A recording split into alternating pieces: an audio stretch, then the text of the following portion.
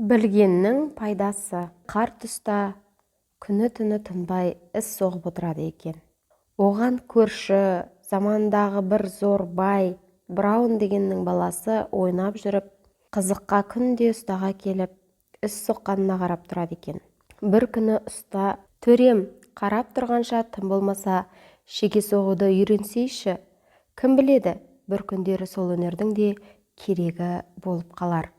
Бала нем кетеді деп күнде мазаққа шеге соғып жүріп, бірнеше күнде жақсы соғуды үйренеді. Мұнан соң бірнеше жылдар өткен соң, жұртта қатты жаугершілік заман басталып, Браунның мал жаны таланып бітіп, өзі әйел бала шағасын алып қашады.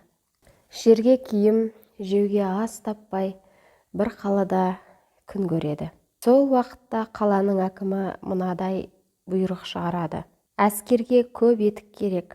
Жақын жердегі қалалардың сататын мығы таусылды. Мық даярласын. Сонда бала күнінде ұстаны мазақ етіп үйренген өнері есіне түсіп, патшалыққа хабар салады.